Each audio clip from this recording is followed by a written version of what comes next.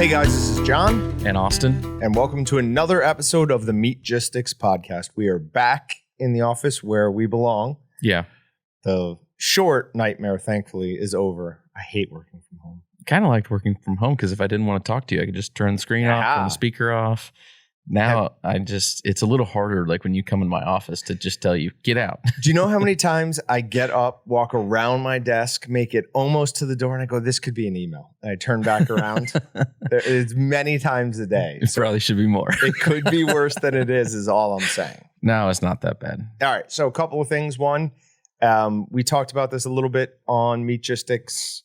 We did it through a post, but officially on this podcast is how we're going to announce or start the competition. We are going to do whoever gets closest, Price is Right rules, to the count of Meatgisitcs users by December 31st wins something. We don't know what yet, but something decent.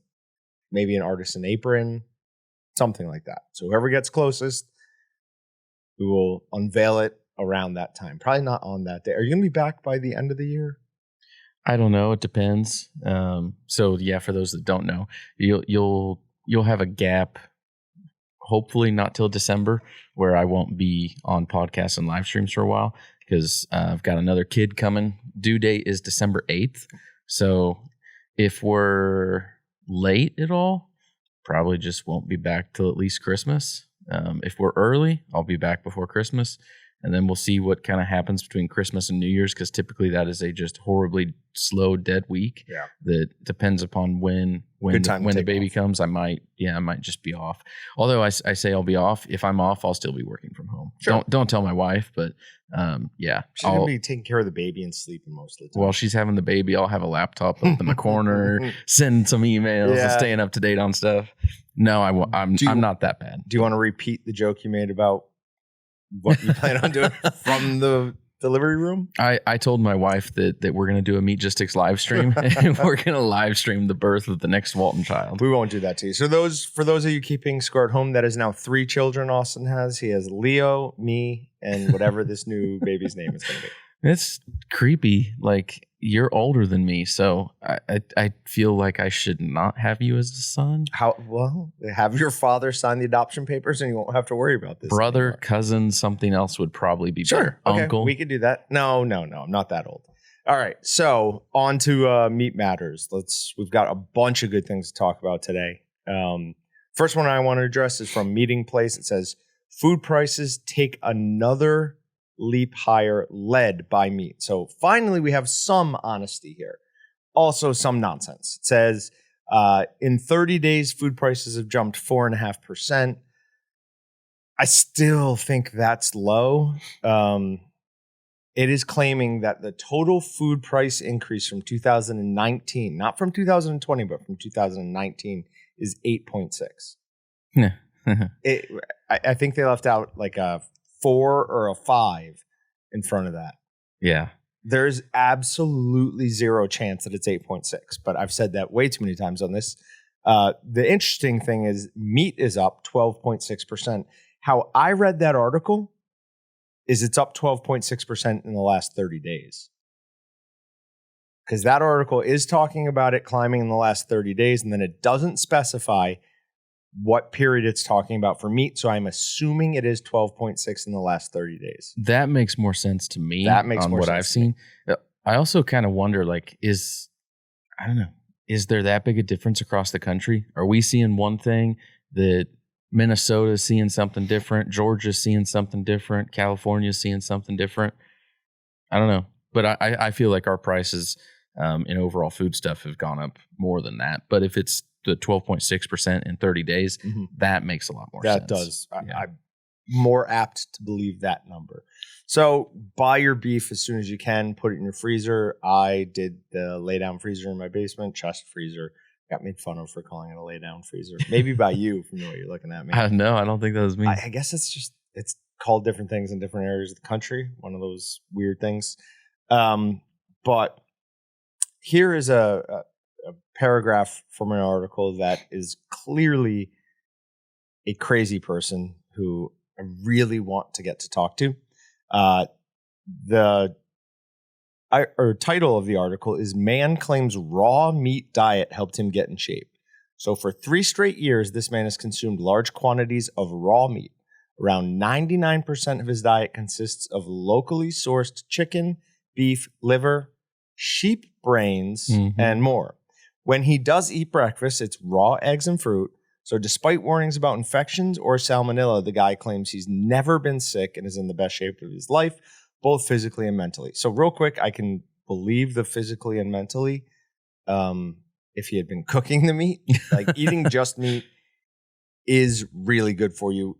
It changes how your body processes different types of food. Like, scurvy would be the thing that you're really concerned about, or one of the things you'd be really concerned about there. But it turns out that your body doesn't need as much vitamin C when you're eating a sole meat diet. It changes the way your body processes and needs different minerals. The raw thing is just unbelievable there, especially with the sheep's brains. Yeah, that creeps me out a little bit. I'm glad you put this one on here because this actually popped up in my news feed I wasn't even looking for it, anything, and I thought it was just kind of creepy. I don't know, it could be one of those things you just get used to it. I mean, if you're used to something, you think it's normal, but I think I'm a long way off from accepting that I'm going to eat raw meat because I'm a man and I know how to make a fire.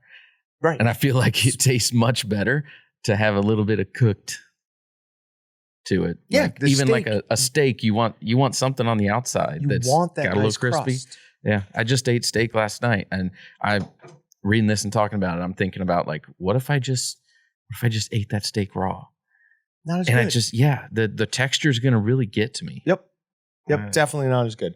I want to talk about the nonsense here that we can't run the air conditioner in here, but Patrick can open the freezer door while we're talking. This is insane. No one's going to be able to hear that. And in fact, I might even cut it out. So, joke's on you. All right. On to the next one. China imports fall 17% for pork, meaning that they are importing 17% less on foreign pork. This is China. We've been talking about the African swine fever for the last 2 years, decimating their herds. And all of a sudden, they have enough cheap pork supply where they have to stop importing it. What if, this is absolutely crazy, what if we can't trust what's coming out of China? What do you mean? What if we can't trust their reporting on stuff? Could that be possible? Oh, at the end of the day, I think all you can really trust is you and yourself. Trust, for the most part, what's coming out of the U.S. and us here and state by state. You start going to another country and what they're saying. I don't know. Believe them, don't believe them. I have a point to that. I actually saw a video. Maybe it was. I hate that we live in such a meme culture because you see something for 5 seconds and you forget whether you saw a picture of it or video. But has to go with what you're saying. The current state of the media in more Eastern countries, they actually don't watch the nightly news because they know it's filled with propaganda. So they just don't. And they're like, wow, we're surprised Americans haven't caught on to that yet because it's been presented to us in such a different way over the past 50 years. So interesting. I many times, even when I was growing up and we would learn about Russia or China, about how they're lied to all the time. Even back then, I would think, what if it's the exact opposite and we're stuck in North Korea and over there, they're really free and our leaders are lying to it's tough to know. I don't know. I mean, we're in the Truman Show, yeah. Is crazy and as messed up you think things could be at times here. I'm pretty sure we still have it better off than 99% of the world. So I still think we should be grateful for where we are. I don't think they got to him, Patrick. They got to him. All right. So another one we've been talking a lot about recently is Beyond Meat. There's an article from NASDAQ.com that the restaurant reopenings are crushing Beyond Meat. So the stock prices are down to about a 16-month low. They're the lowest point since they broke the $100 mark. Both Americans' penchant for eating out and new competitions have hurt the company. Dining out is still 5% below pre-pandemic, but it's pretty good. So they've seen a 14% drop in their second quarter numbers. And a nice thing is that actual beef is on the upswing. Specifically, burgers are up. I swear it said 14%, but I've written 12% down here. So we're going to say 12% from June of last year. Most importantly, though, the restaurant chains have cut back on the amount of products that they're offering in fake meat. So it's a multiple thing, probably. They're seeing way more competition. Hormel has a new line called, it's either Riza or Riza. It's RHIZA. And it's going to be based from like fungal cells. So it's more of a grown product. I would be not surprised at all to find out that is the way that we go. I'm a little bit partial to Hormel because I do have a friend who is fairly high in their company. He runs a plant here. I don't know how. Hormel's enormous. But that product, the one that's grown from mushrooms, more iron than beef and more protein than eggs. Interesting. I mean, that's fairly impressive. Yeah, I've been keeping my eye out, like when I go through the store or if I get an ad for something like different meat alternative stuff, like what is the protein ratio? Because that's one of the things I've heard over and over and seen is that they don't typically have as much protein as normal meat does, and it can't be actually considered a source of protein at times because it doesn't have enough. Okay. But I've been running across more and more things that I look at and I'm like, wow, that does have a lot of protein in it. It's maybe not quite to the same level as normal meat, but it's not just a couple grams of protein. Right. 20 some grams in a serving, which is not bad. Yeah. But what they say there is that it's got more iron than beef and more protein than eggs. They obviously are trying to like make that connection in your mind. Like, oh, it's got more protein than beef, but no, it doesn't. No. Yeah. But I mean, that's clever marketing for sure. So I got another story that's kind of related to that.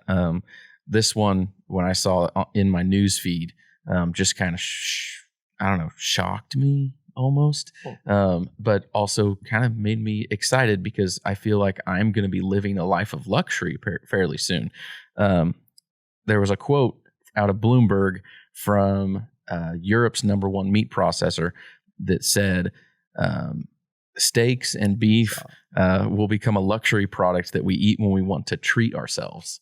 So I'm kind of excited because I'm going to be living a life of luxury here because I'm not going to stop eating beef and steak. But that just, it kind of blows my mind that like even the #1 meat processor in Europe, yeah, it's not the US, but still they would say something like that because you would think their livelihood is meat and that's what they're going to even try to pump up, even if they don't believe it. I relate it to like college football and all the conference realignment that's gone on. Then you've got, I want to say his name's Mike Oresco, the guy from the AAC. He pumps up his conference so much and makes it sound like they're the best conference in the land, and they are not at all. But it's his job to hype their conference. Sure. So in like this scenario, isn't this guy is the #1 meat processor in Europe? Isn't their job just to hype the meat industry no matter what? Yeah. I don't know. It just kind of blows my mind. I took a deep breath there while you were talking because I want to go rant and down rabbit holes based on that. But yeah, I think there's definitely an effort to push that line of thinking that beef will be for the elites and the rest of us can have it on special occasions. But it's not something that... Isn't that what steak is now? I only ever have steak on special occasions. I don't know if I'm the minority here. See? To be honest, I used to rarely eat steak. I eat steak more often now. Wait, was that a pun? You rarely eat steak. Oh, that's pretty good. No pun intended. But I eat more now because my wife needs a lot more protein, a lot more nutrients while she's pregnant. And one of the best ways for her to get protein and extra stuff is eating steak. I mean, it has everything you need. It has your daily amount of protein if you get a good sized steak. Yeah. So we haven't stuck to it, but I tried to, through pregnancy here, do like steak once a week.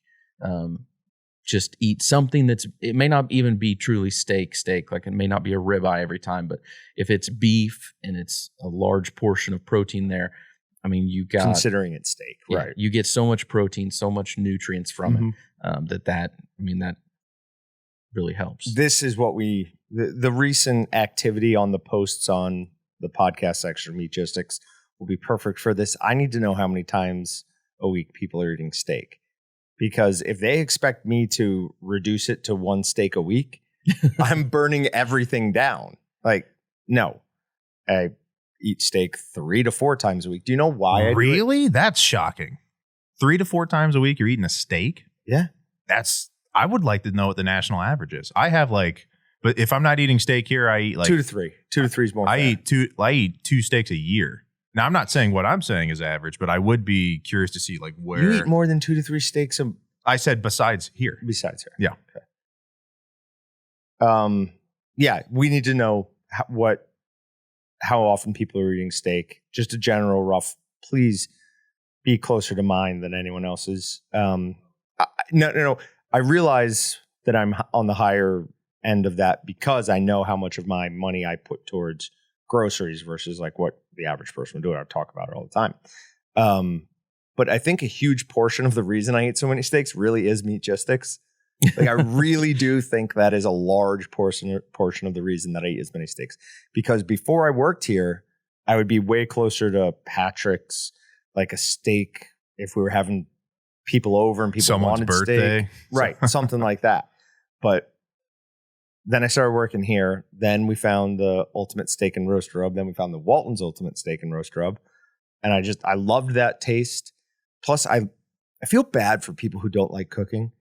I absolutely adore the process of taking this raw hunk of meat and making something just absolutely delicious out of it.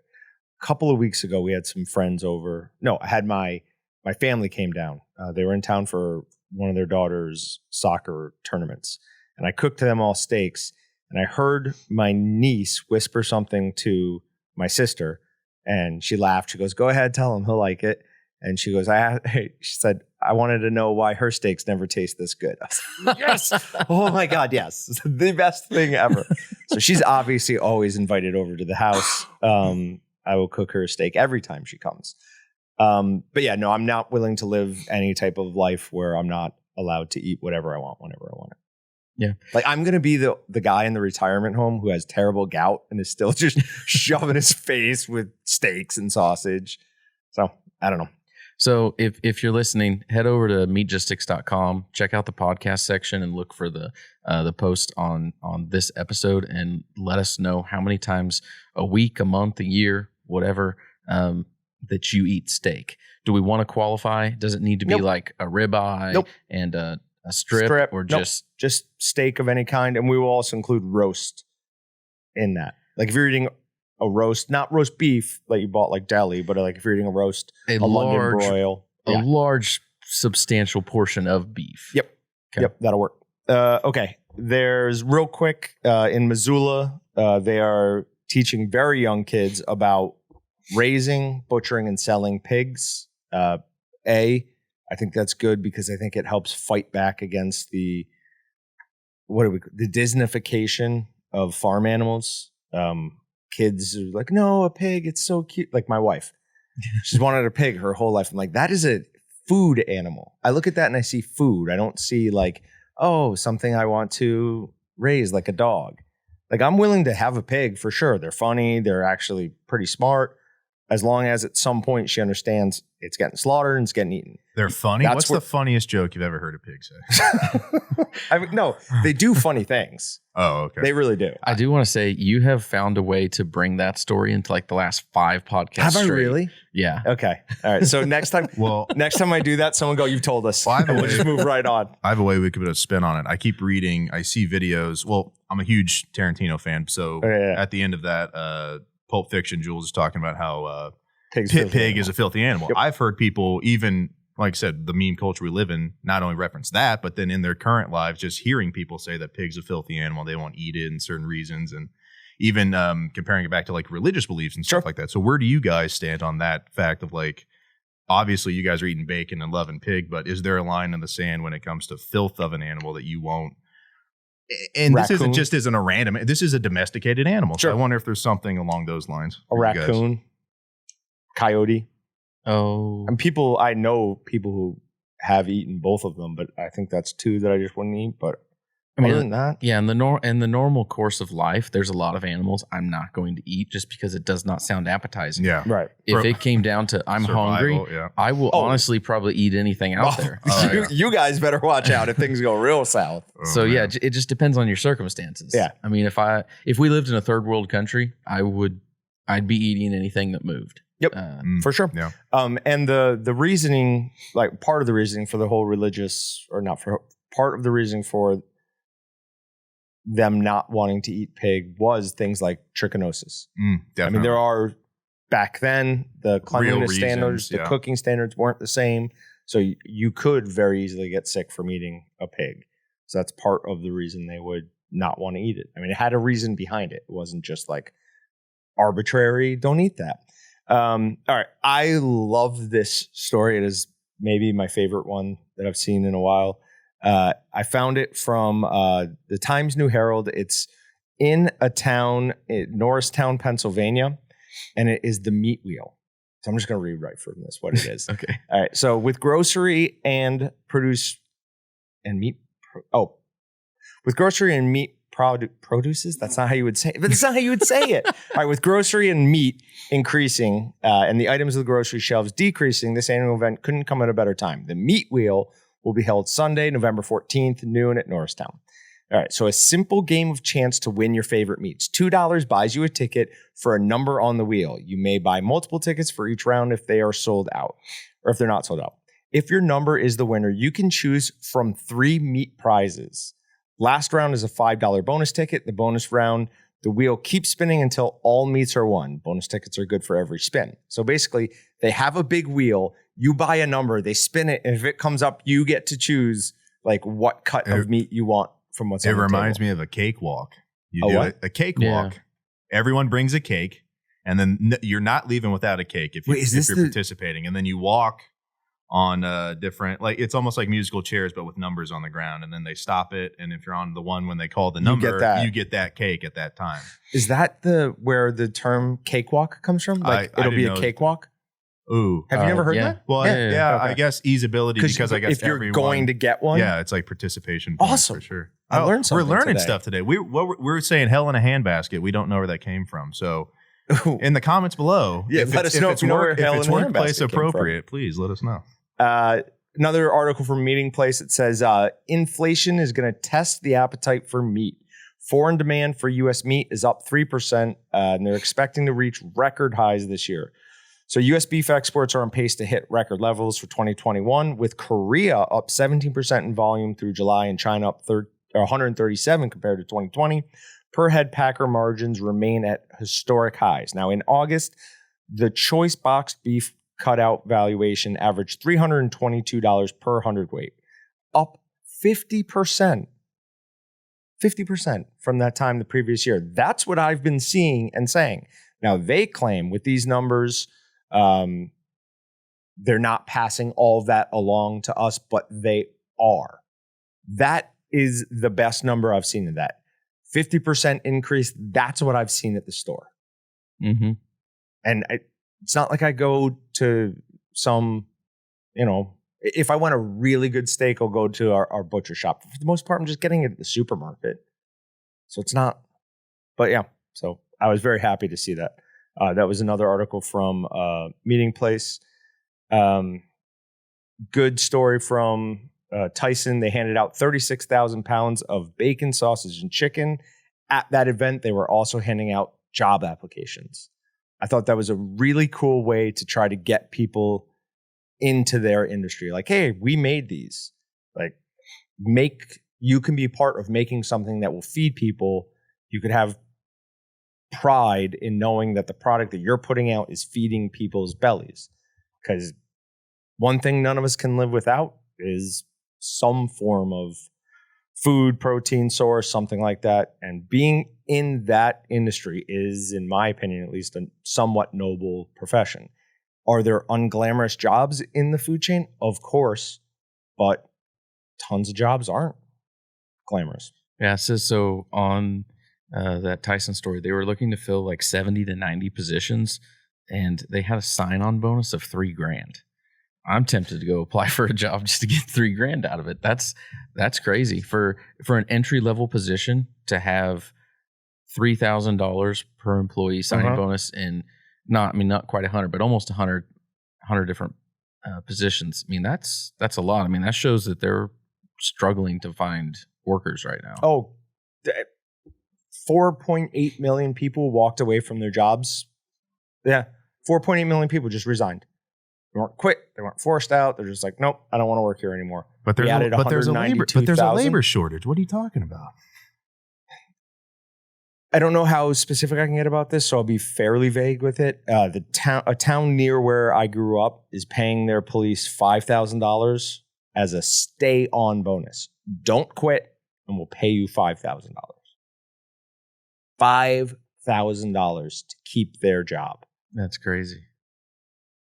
It's getting hard to find people out there. I am hiring at least two positions, always hiring in other areas too, but at least two positions right now in my departments, and we're still looking. We've been looking for a while. Nope. It's difficult. Sometimes the people we get, the qualifications are not the greatest, right. And the number of applicants are not what we're used to seeing. There's just shortage of labor out there in the market. I remember when I was looking for two positions, we had our job rec out, and Dylan looked at it at some point, and he's like, "Ooh, it's like you've only gotten X number of applicants or whatever." And then a couple months later, he was looking for more salesmen. He was complaining about not getting the number of job applications as he's used to. But what's happening? Sorry to interrupt, but it seems like if people walked away from their jobs, and we know that there's an on-record available jobs, I just don't know why these two don't just come together and work. I mean, of course, people want a different type of job where it's more satisfactory to their everyday life, and I think everyone's about that. But at the same time, it's just like you got to get in where you can fit in. I think there's two things I hope that are going on. One is I hope people are simplifying their lives and realizing that they don't need the big fancy car. They don't need all this luxury in their life. And so they're just downsizing. Another thing I hope is happening is I hope a lot of families are going to a one-income family and someone can be home with the kids more. So, I don't know. Yeah. All right. We talked about a couple months ago. California has the Prop 12 where an animal has to be allowed to live, I think, a quarter or maybe a half of its natural life, had all the other weird things in it. Massachusetts had a very similar law. They have voted to delay that to allow producers time to catch up to those regulations. So that is a good thing. That's good. Yeah. I did want to point out, I was super bummed out that I wasn't there for the podcast. You finally mentioned Super Size Me 2. I've been trying to get you to watch for literally months. Did you say that in the comments, or did you say that to me? I think you said it in the comments. Yeah, because I was like, dude, this has. He knew it. Morgan Spurlock. He's like, Durr. Well, not only that, but like what Big Chicken's doing, and like kind of what you're hitting on as far as like has to spend X amount of its time outdoors. Yep. I bet you the verbiage is like the availability to be able to go outdoors. So right. It's just a bunch of weird stuff. I know you guys would. If Austin, if you haven't seen it, it's dynamite. All right, go on to yours. So I feel like I have. I want to not talk about your first one. Okay, I'll talk about the last one first. So this one, we kind of hit on a topic similar to this, but when I ran across this, I thought I would just mention it again. If anybody out there is hunting and you've got extra wild game, one thing you can always do with it is donate to your local food bank. Not every local food bank will probably take it, but if you've got extra wild game meat that you don't know what you're going to do with, first, I mean, I'd love to see you guys make more sausage and buy more stuff from us, but don't let things go to waste. If you've got extra wild game, call up your local food bank and see if they'll accept donations there. The story I read was about, I think, New Hampshire, and the specific food bank up there.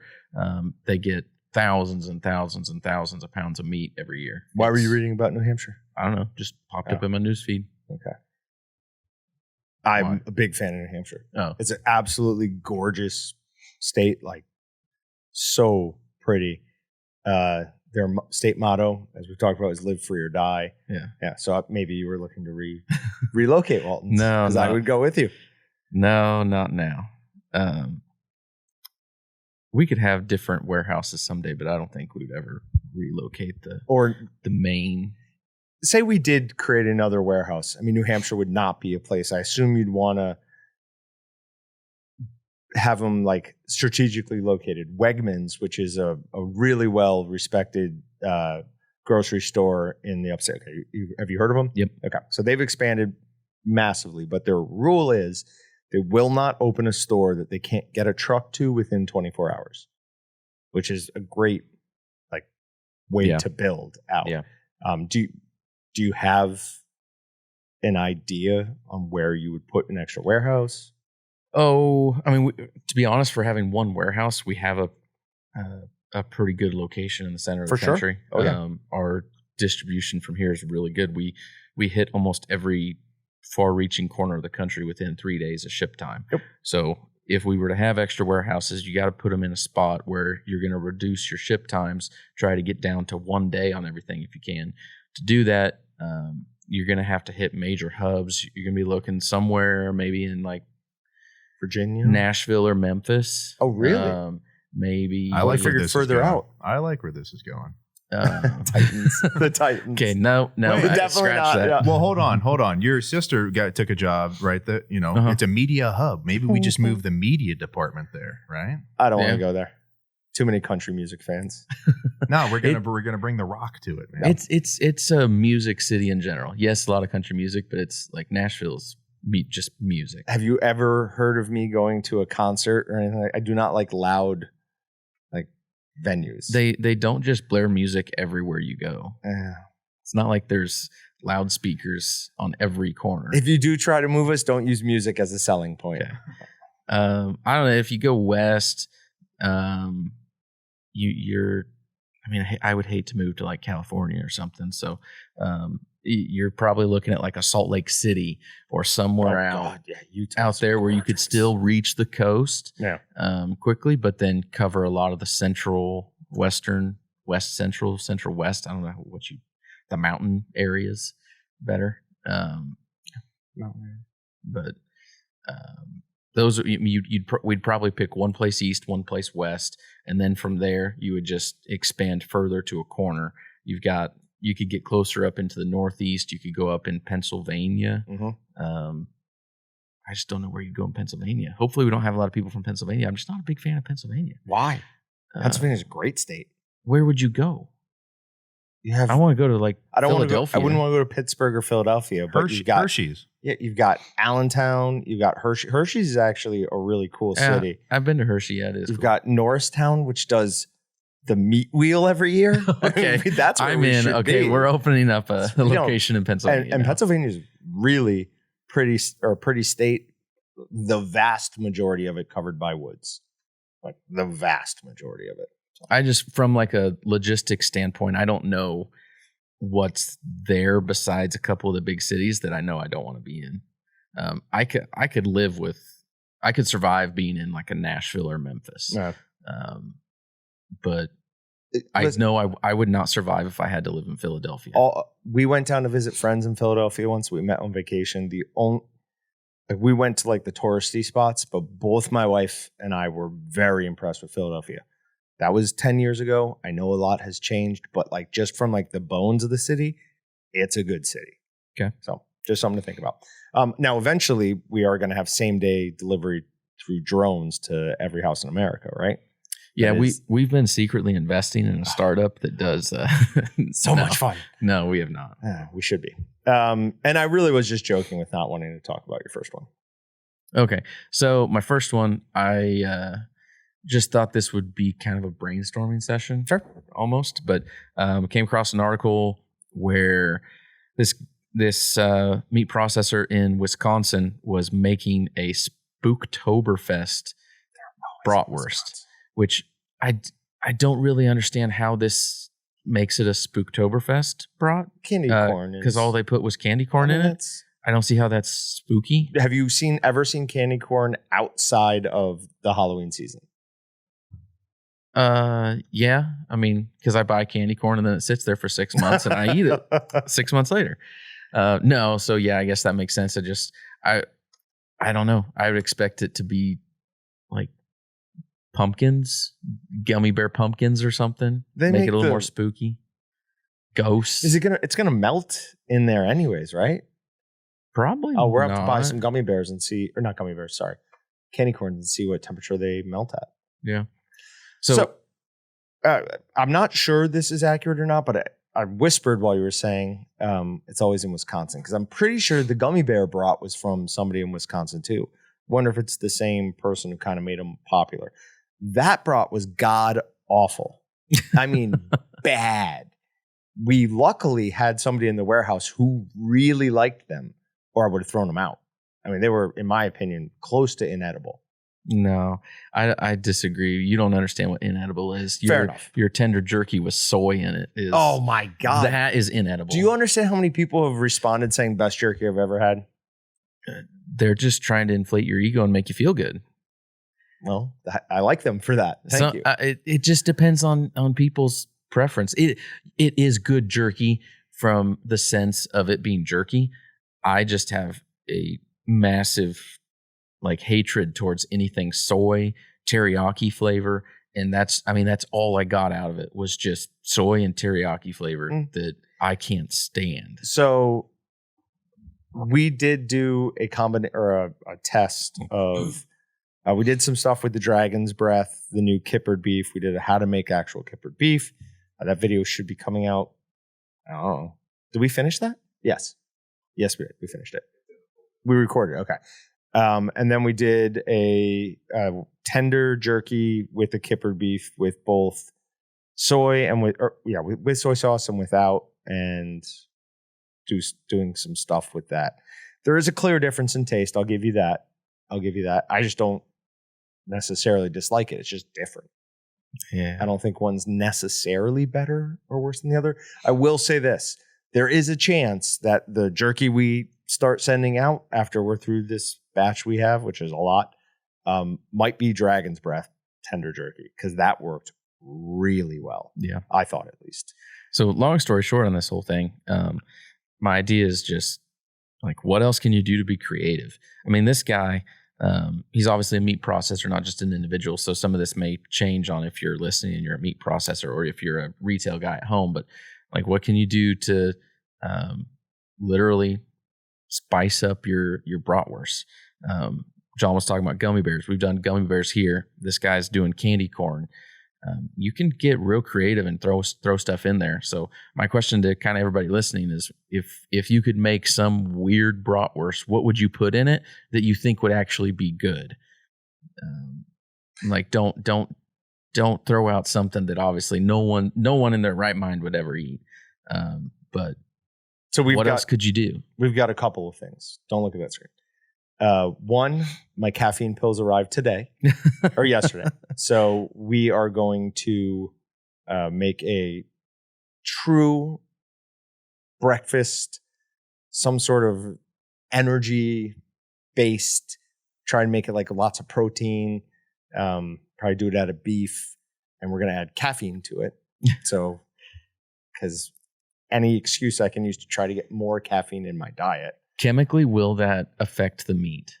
I wouldn't think so. I wouldn't think so. We're gonna. I have no idea. I'm petrified of because we have to empty each thing. Yeah. So then I'm worried. What if you get a pocket of it, so to speak? We'll move it to. We'll dissolve it in the water that we'll add. Normally, we wouldn't add water with a breakfast sausage, but we'll add some water. And then you just get one bite's the equivalent to 3 cups of coffee, and then a couple of links don't have any. The hard part is going to be the math, trying to figure out how are we going to get 200 milligrams in each serving?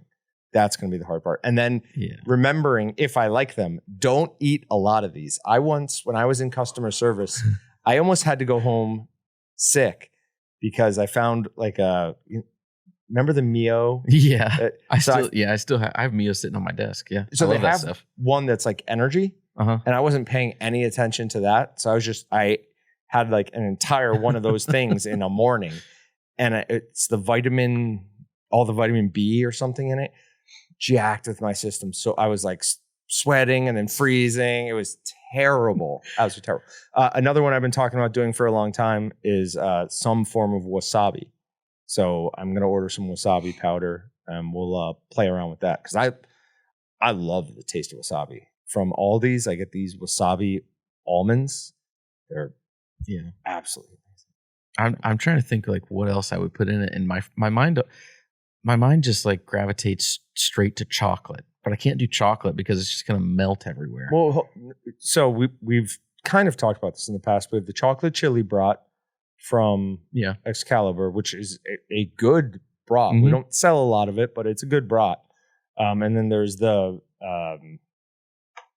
moulet sauce, or it's some Mexican chocolate type thing. We could try doing some stuff with that. I don't think they have high temp chocolate though. No, probably not. Plus, if you're biting into a brat and you get a chunk of hard chocolate, that's going to feel weird. So I don't know how. But we could. I'm down to try that. They make Nestle's Quick Powder. Ooh, that. Yeah, that would be good. The part of the experience there though is having a chunk of something in there, with the candy corn. Mm-hmm. You're going to see a chunk of candy corn. It's going to look weird. The gummy bears, stuff like that. Oh. It's a large chunk of something. I wonder if they're missing the boat on some more. If it's a Spooktober and all he's doing is adding the one ingredient. If we were forced to make a Spooktober broth, what would we try to add to that? It's a fair point. Candy corn's a hard one to go against. Crackles, I always love the crackles. What else? Ooh, how about make a sour broth? I was just gonna say sour. That would be really good. Well, we tried gummy bears and it was awful, so it's hard to. Terrible. The sour's going to be an issue though because that's going to denature the proteins. That's why encapsulated citric acid is encapsulated. Mm-hmm. Just put that You put something in there with acid and it's going to screw up the meat. So is it going to be as bad if it's a fresh broth?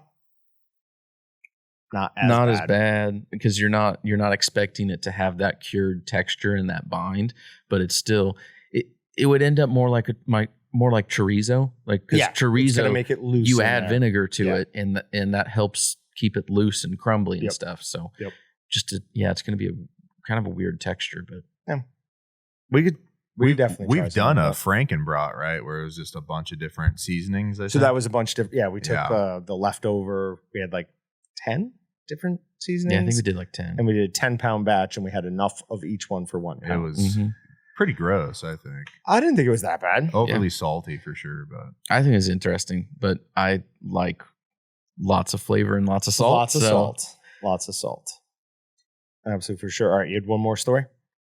No, we talked about everything else. Oh, that's right. We jumped to that earlier. As we were sitting here talking, there was something that popped in my mind where I said, "Oh, we have to remember to talk about that." But of course, I cannot remember it. Something going on here. What is going on at Walton's? We're getting ready for our holiday videos. We have what I think are 2 fun/funny styles for both videos. So those will be coming out. We are going to have our Thanks Black Monday live stream, which you won't be a part of. Probably won't be here. No, I'm. Oh, you? There's a good chance I'll be here for Thanks Black Monday. there's almost no doubt in my mind I will not be here for the 12, 13, 17, 10 days of Christmas or whatever we're doing. Yep, okay. That one, my dad, Brett, our CEO, he volunteered. So as long as you're willing to take him up on his offer. Anytime your father wants to come in here, more than welcome to. Which, speaking of him, we need to nail him and Kurt down and get them on a podcast. Well, we don't even need to we just need to get them in here. We'll hit record and we'll leave. Oh yeah, we don't have to sit in here through it. Just let them talk. That might make some extra editing for Patrick, but it'd be worth it. Oh, we could do a setup and be like, and now here's two of the most knowledgeable guys we know, and then we'll but just they're not going to talk them. about. I'm sure they're just going to trade stories from back in the day. They might have to do a couple podcasts, or maybe just set them in here for 2-3 hours and then we break it up into two. Oh, definitely. Yeah. Well, no, not even that. We make it an ongoing segment for a couple of podcasts in a row. Yeah, but those two guys. One, they are very knowledgeable, but two, they have so many crazy stories. Yep. I mean, they've been in the meat industry for 30 years and have been in literally hundreds and hundreds and hundreds, if not thousands, of meat processors across the country, and they've seen it all. Yep. From little tiny itty bitty small guys up to large meat plants, and when they get going, they have a good time and share some crazy things. Some things that they will have to change the names on. They already talked about that. They're like, yeah, we're going to have to change names, and that's going to screw them up. So we'll see how it goes. But there's some stuff that, you probably wouldn't want people to know. We'll just as long as they're vague. They'll just bleep out. We have the power of editing. There you go. Yeah, we can say just so they can watch it first. Call it what you want. Like say the actual name, and we'll just edit it out. Yeah.